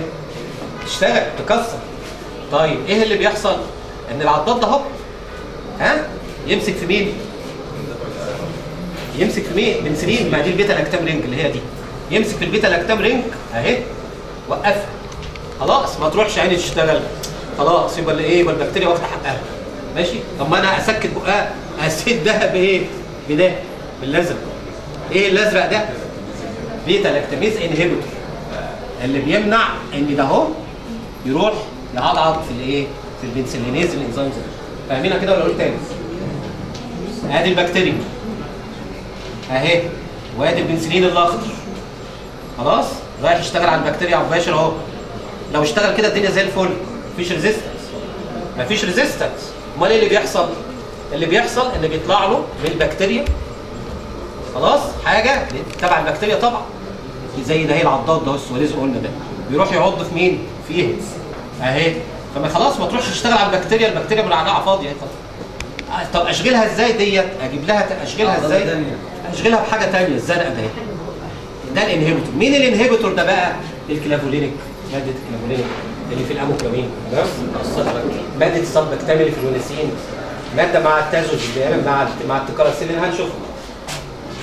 لو كانت دي تتحفظ لان هي هتسهل لك الدنيا. ايه البكتيريا اللي بتطلع بتاع العضاده دي؟ مش الستريبت بس، يمكن كنا فاكرين لفتره طويله ستريبت. ده ستات وانتينوباكتر وسيتروباكتر وكليبسيلا معظمهم نيجاتيف ما عدا الستاف والهيبوكسيس. دول كلهم بيطلعوا بيتا لاكتاميز. تمام؟ طيب عايزين نمنع بقى. يا بنحط كلافولينيك اسيد مع الاموكساسيلين بقى اسمه ايه؟ اوجمنتين او اموكلاوين. انا قاعد اقول اموكلاوين سانوفي. انا هقول في الاخر برضه الكلام ده. انا بحب دايما في اي محاضره بقولها في اي حته الشركه اللي عامله لنا اللي قاعده ولا الكلام ده بحط ايه البوزيتيف بوينت بتاعتهم؟ ايه الحلو عندهم؟ ليه دي احسن مش احسن؟ ليه يعني؟ لما كله زي بعض. في ايه البوينت الكويسه بس؟ المهم الاموكلاوين على فكره هو زي ده بالظبط. ايه البوزيتيف بتاعه؟ سعره غالي جدا. عايز اقول لك انا راجل بتاع اطفال. انا بكتب ادلت طبعا بكتب الاثنين. انا بكتب تابلت ادلت كتير. اموكلاوين تابلت جرام. بتاع صغير كده مش 12 ولا 15 جنيه مش عارف 12 جنيه 15 جنيه قرص كل 12. عايز اقول لك انا شغلت كان عندي اتاك في اسرتي كده بقى فتره اشتغلت على الاسره عندي كلها اولاد اخواتي واولاد اخواتي وانا وامي كله كام يوم؟ كله خاف لا 5 ايام انتهى الموضوع ما شاء الله سحر. اي واحد يجي دلوقتي كعيان في عيادتي ولاقي واحد كبير قدامي وهو معايا وبتاع بكتبه رغم ان انا غير الاموكلين انا بكتبه الشرطه يقول لك لا انت اكتبه زي بتاع الكبار من ثقتي في اللي انا شفته قدامي كمان والسعر ربع السعر ولا مش حاجه جميله. ده ممكن يضاف في ميه؟ لا تبلعه عادي تبلعه عادي. لا ما انت عندك الشرب عندك الاول كمان الشرب ورخيص جدا رخيص كمان ارخص من تركيزات ايه؟ ايه؟ تركيزات ايه؟ برضه عندك 457 و 228 تمام نفس التركيز اللي قلت رائع. انا بس انا بكتب 642 ساعات بتاع الساعات انت دايما وانت بتكتب احنا قلنا عايز الاوريجينال في كلمه مصدر اوعى تنسى مصدر الاوريجينال اساسي. طب مش هكتب اوريجينال ما هو الاموكلين مش اوريجينال الاوجمنتين هو الاوريجينال. انت لو رحت مصنع الاوجمنتين في لندن انا شفته يخض بلد لو واحد في شغل مصنع عمره ما كتب كده الاوجمنتين. لا الموضوع مش كده الموضوع ان احنا نعمل زي اسره برضه اقول لك اسره ايه بقى ان انا في حاجات ثانيه لما تكون في شركه محترمه الماتيريال بتاعتها محترمه وانا واثق فيها الشركه مش هنقول اسامي في 3 4 شركات المفروض دول محترمين اما اخد مولكيول منهم وجربها عن تجربه لازم يبقى ده منهم طبعا مديني السعر الاحسن خلاص انت ايه ما بقتش اوريجينال بقى ما قفلتش اوريجينال. انا يا ريت اكتب اوريجينال ما اعرفش اكتب اوريجينال يبقى اختار شركه محترمه تكون نتائجها كويسه زي القصه. فده بيزود ده خلص وريز ايه ما يعرفش يقعد شغلنا بقه قفلناه الكرابوليك. طيب الماده ايه السلبكتامين اللي الدكتور قال عليها اللي هي مع الامثله النوناسين. طب احنا اتفقنا السيفوبرازون يحطوا ساعات معاه نفس الماده بقى اسمه سيفوبرازون يحطوا معاه بيبقى اسمه سالبرازون. كنا بنكتبه في الحضانات قلنا ما بقتش اكتب سيفوبرازون الماده دي خالص في الحضانات او تكتب يا كلافوران يا سيفترياكسون زي الوينتروكسون. الماده الاخيره على الايه على البيبراسيلين اللي هي التازوباكتام دي بقى تازوسين. دي المواد اللي بتخلي الانهبيتور ده انتهت خلاص تمام. طيب الرسمه دي مهمه هتقابلنا مرتين المره الاولانيه قبل ما نخش في المره الاخيره. انا واقف عندها لان بص المحاضره كلها هي الكلمه دي. طب لاحظين قاعد اقول تارجت السيرم بص على النقط واختار بايدك وشوف بعينك واعمل بكذا ها. احنا عرفنا انت عارف بتكتب ما اديش 2 مضاد حيوي. انا لو عارف ان العيان ده شكله ده اتيبيكال البكتيريا ما هاتي كلاسيد وخلصنا. ما اعرفش ادي كينيرون ده عيان في الحضان وشايك منه بتاع مادي كلافوران مثلا لا ده عيان شاكك في التيفون وعايز ادي حاجه مش غاليه مادي سيفترياكسون يعني هتجي لنا تدريجي دلوقتي برضه الحاجات بس انا عايز بوينتس. طب التارجت سيرابي بقى جالنا عم اوصل جه هنا. التارجت سيرابي الراجل ده ليه جمله شهيره بيقول لك كبرته دي عشان الجمله شهيره وانا جاي في العربيه بقولها للشباب وانا جاي لسه يعني جميله جدا مقصورات كده. يقول لك ايه ذا جريتر ذا ايجنورنس ذا جريتر ذا ايه؟ ايجنورنس ذا جريتر ذا دوجماتيزم. ايه دوجماتيزم ده؟ حاجه نفسيه. لا مش ايه دوجماتيزم ده؟ الراي المتصلب الواحد هو انا شايفه حلو كده. يعني ايه؟ انا لو اديت مساحه ذهني اجرب حاجات اخرى مره واثنين وثلاثه واربعه واكون عارف يعني عارف يعني انا عرفت الداتا العلميه الجايد لاين قالت كذا. طب انا هعملها لان انا خلاص عياني بيخف على ده بس لا ما ينفعش. ما الجايد لاين قالت ما لازم تجرب جايد لاين ولا انت لازم تبقى ابديت على طول فتحط جايد لاين في ذهنك. طب انا لو صلبت في رايي معظم العالم الدكتورين كلهم في العالم مش في السياسه في اي حاجه ما هو انا كده خلاص هو انا بقول كده يا عم استنى اسمع الراي بقى هو كده. فالراجل ده قالها سنه كام؟ 1902 1902 ذا جريتر ذا ايجنورنس ذا ايه؟ ذا جريتر ذا دوجماتيزم. فلازم اكون عارف نوليدج يعني ده عايز اقول ايه؟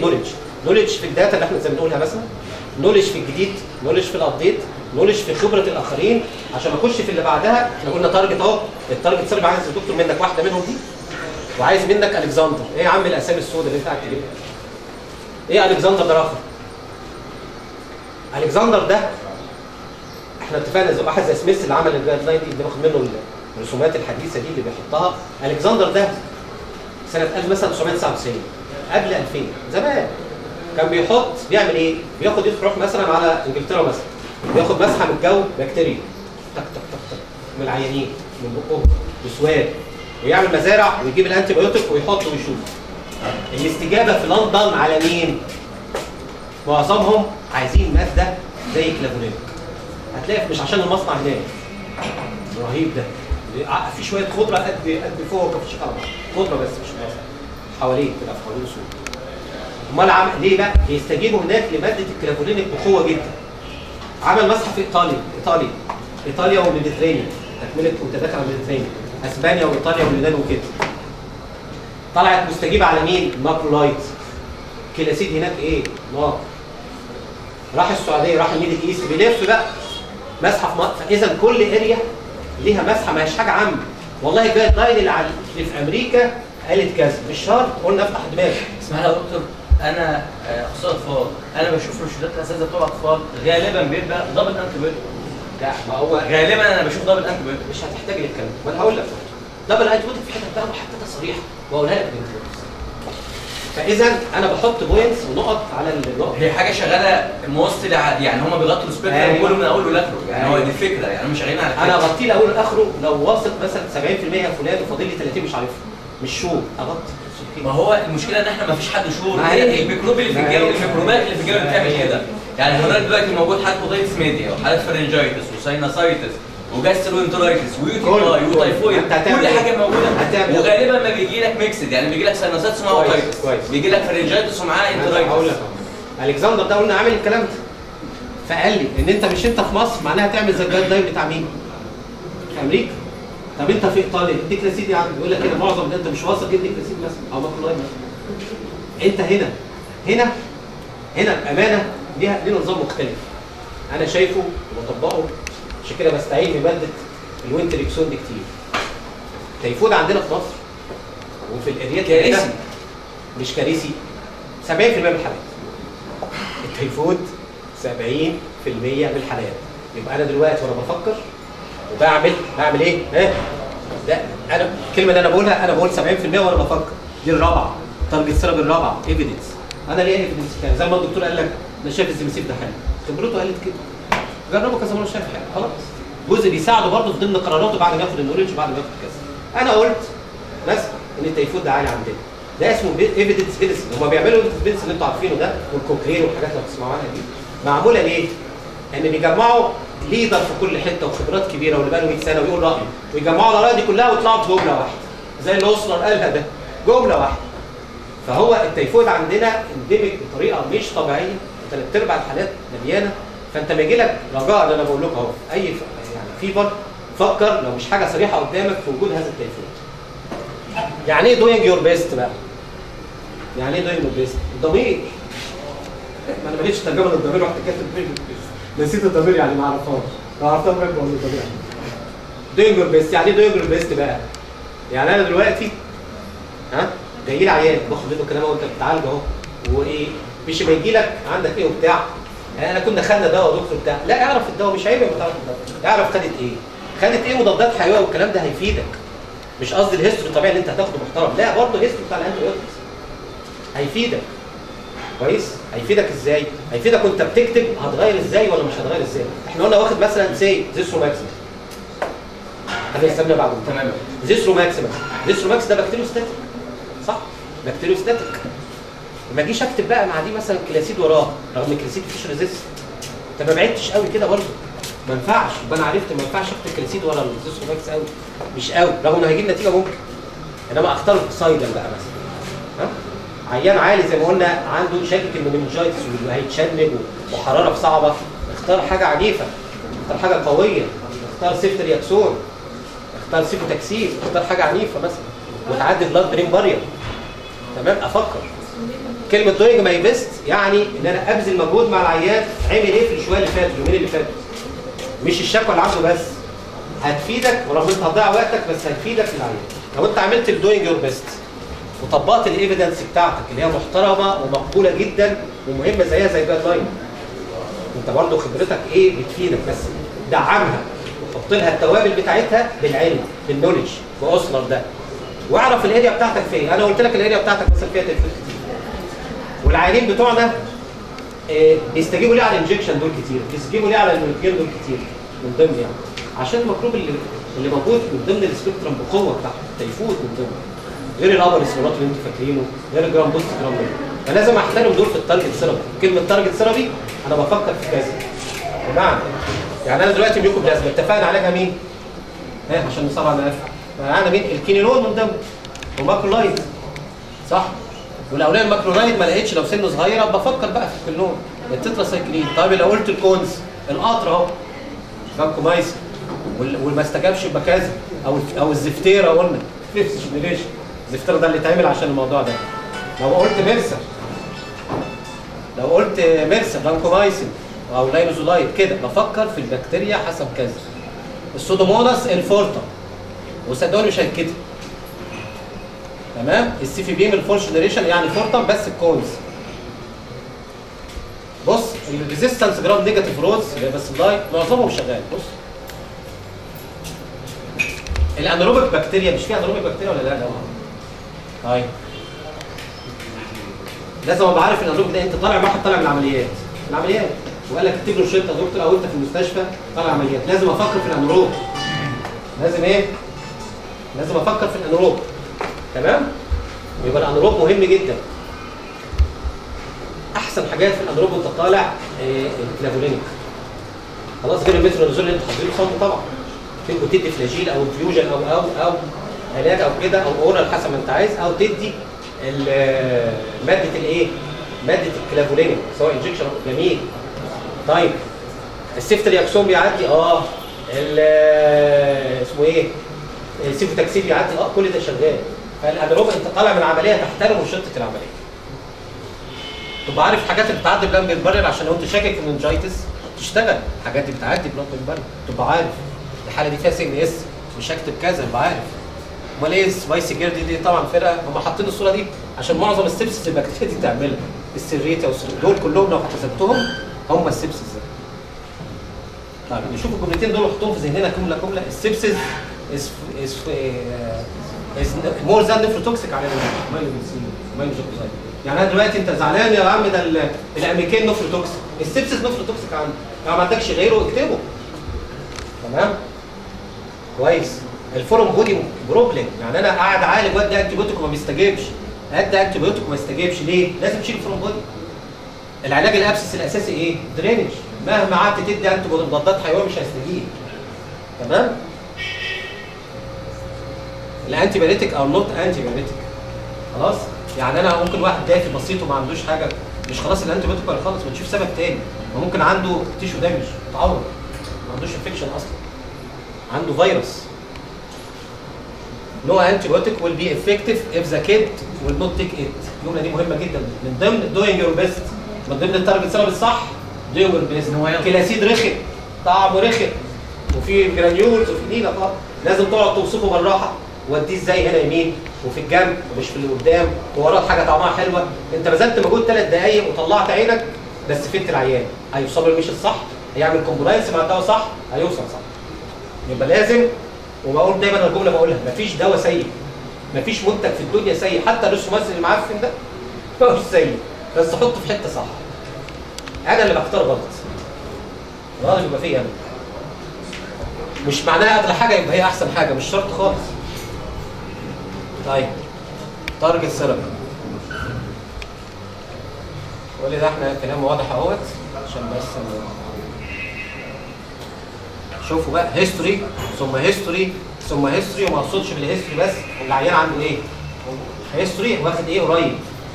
هيستوري ايه اخر حاجه عملها؟ مهم قوي الهيستوري. هيستوري حاجه يمكن غريبه عنكم بس مهمه. واحد جاي مصدع، كنت بمتحن عيال تمريض النهارده كده في سنه ثالثه، فبسالهم واحد نايم على نفسه، كنت عايز اجيب الغده الدرقيه عشان انا ماسك مسؤول الغده الدرقيه عندنا في المحافظه مش عارفين، فعندي 6000 واحد متابعين من العيادات، فبقول لهم واحد نايم على نفسه وما بيعملش براس كتير، انستيبيشن يعني اللي هو الغده الدرقيه. فاول قالوا لي التيفود، على اساس التيفود بينيم ومصدع وراسه تقيله صح؟ طيب قلت لهم صح، انا لكم حق، بس انا كنت عايز يعني المهم راسه تقيله اهو ونايم، ده مش ده تيفود من ضمن؟ طيب يعني اي واحد راسه تقيله ومش طايق يبقى عنده تيفود ودافي شويه مش شرط. فكلمه هيستوري دي مهمه ليه؟ انا من ضمن الهيستوري المحاضرات اللي انت عارف على تاثير الالكترومagnetic بيبقى لها قريب، لها في النقابه قريب من كذا حته. تاثير الموبايل في جيبك ده والبتاع ده والحاجات الالكترومagnetic دي كلها. تمام؟ مصيبه صوت حاضره يعني لقيت في فرصه لما نقولها في اي وقت نقولها في حته تاني. فظيعه. تمام؟ من ضمن الواحد مثلا طفل قاعد على الكمبيوتر ولا وايه انا بسال في الهيستوري، من ضمن الهيستوري ده بساله بيقعد على الكتاب قد ايه وعلى الكمبيوتر قد ايه. التراب اللي على الكيبورد ده هو بيقعد عليه بيعمل ماجنتيك ويف ونيجاتيف مع الكهرباء اللي فيه، بيحصل ام بي سي التهابات في العين وصداع عنيف جدا. فالطفل من ضمن حله الرئيسي انه يقلل القعده على البتاع. لو قلله بالساعه والساعتين يعني المفروض يتحرك ماكسيموم الدنيا هتهدد ساعتين. بعد الساعتين نرميه في الشارع ماكسيموم ويتحرك كل تلت ساعه. فانا بقى كتير جدا من الحالات اللي عندي راسهم تقيل وعند زي التيفود وعلاجهم هشيل ده. فلازم الهيستوري هيفيدك، وحط هيستوري اوف الكترومagnetic ويفز في ذهنك رجاء ليكم انتوا عشان العصر الجديد ده. تمام؟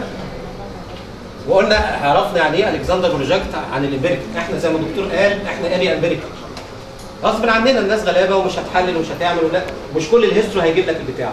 لو اضطريت للامبيريكال شوفوا دهيت لو ظبطت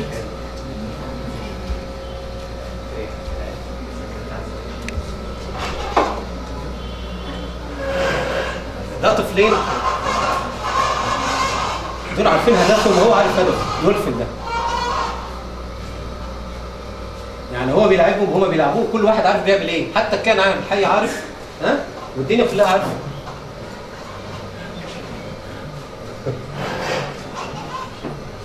بيبقى كائن عارف الاطفال عارفه بتفضل ايه، يعني المفروض احنا عارفين هدفنا من الطريق ايه. طيب نرجع ايوه طيب احنا كده تقريبا خلصنا. انا بعمل بقى هنت دقيقه واحده ليه؟ انا ليه بقول مثلا عشان تدور الناس المحترمه دي اشمعنى الكلافورام؟ اشمعنى الوينتروكسون؟ زي ما قلنا الاموكلوين احنا اتكلمنا عنه يعني واضح خالص رساله ان هو حاجه ممتازه وفرصه نستغلها. الكلافوران هو اوريجينال، احنا قلنا كل ما نبقى اوريجينال يا ريت تجيب حاجه اوريجينال، لان انا بواثق كلمه اوريجينال دي تساوي فلوس. يعني ايه تساوي فلوس؟ لو بقولها دايما في كل محاضره، عارفين ميلك شارب مثلا عندها السنجولين مثلا صح؟ في دواء اسمه سنجولين. مره حضرت مع واحد فيهم اللي هو ده بيتكلم عن السنجولين ازاي بيتحضر، كنت مره اسمع ازاي دواء بيتعمل. انا اتعقدت في القعده. ففي 100 حاجه زي السنجولين صح؟ في ب 30 جنيه وفي ب 20 وفي ب 10 وفي ب 100.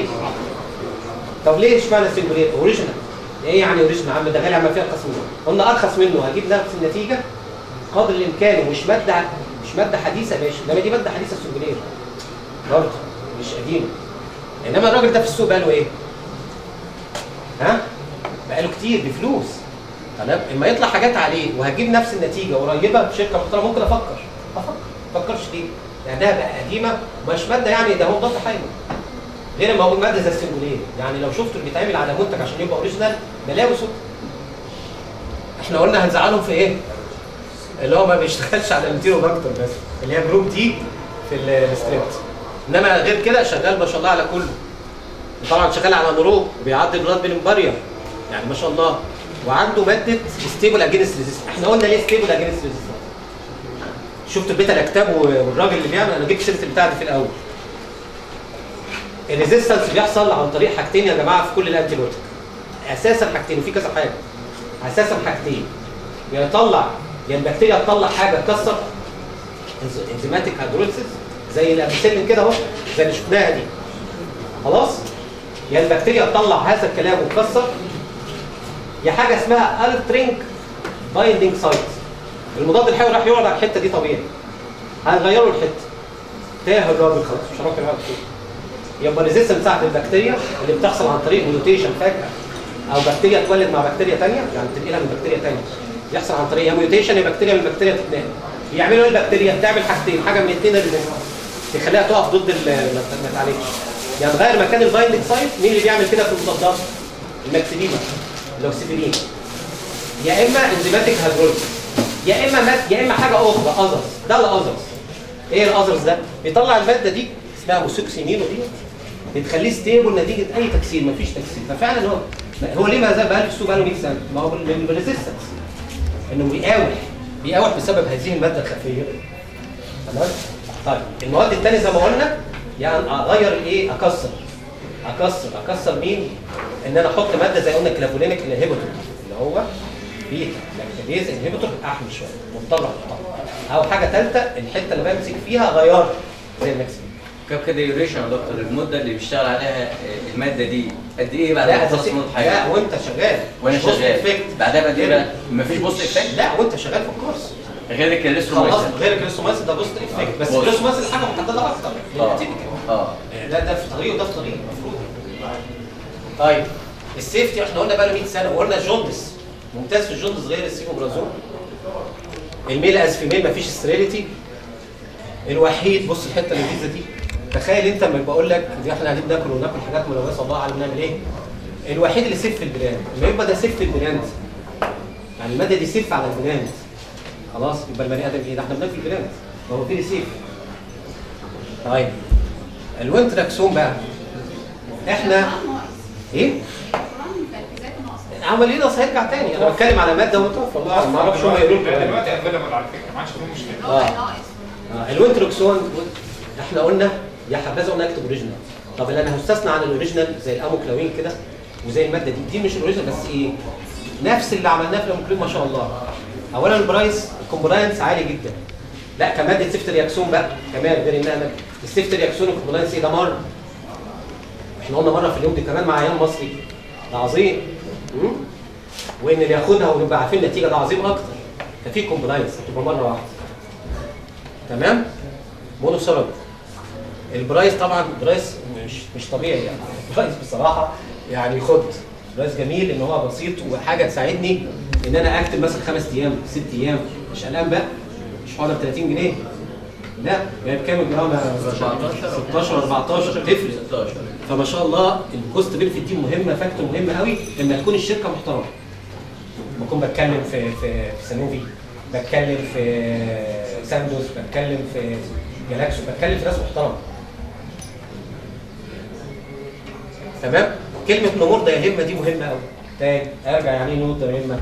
بصراحه انا دي رايي زي ما قلت لكم دلوقتي قلت لكم ايفيدنس الدرجه السيرابي بتاعنا هي غير انها ماسكه كده الطريق جايب الخط كله تايفويد. انا دلوقتي مش عارف البتاع ده عنده سخن مش عارف اعمل ايه. طب ده امر اسميلاتري طب ده مفيش طب انا مش عارف. امال ده بيعمل ايه بقى؟ ده هو بتاع بتكتب وانت بتعالج امر اسميلاتري مغطي التيفود محترم تعالج الاثنين. بس وانا بقول لك جيتك مليانه تيفود بس 5 ايام فانا بغطي بسعر رخيص مش غالي. فالدايلما ده اهي الجوكر ده الكسندر بتاع حتتنا ده اهي اللي بيقول فيه تيفود كتير. البتاع ده بصراحه انا رايي الشخصي الجمله ده ان هو سوتابل ويز الكسندر بتاع الايجي. فمفيش كلام بصراحه يعني انا من غيره ما اناش عارف نعمل. هنقول وش الهاند بس ايه مش تغسلي ايديك يعني لازم اهم حاجه في الانفكشن وش الهاند بس طبعا ما نغسلهاش في حته زي التلج دي زي الصقليه دي وبتاع عشان هناك بتتعامل كده. واشكركم جزيلا ثواني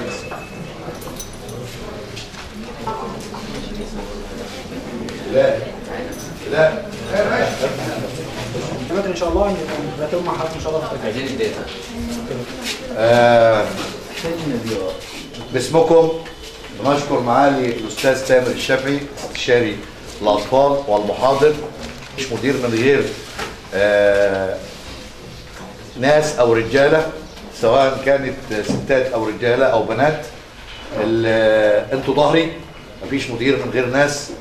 اثبتتم للجميع ان اداره فوق متميزه وهم تخيلوا اللي هيحضر 10 او 20 نفر فوجئوا بالعدد ما شاء الله تعدى ال70 فرد وده ما حصلتش قبل كده. ده شرف لكم قبل ما يكون لنا.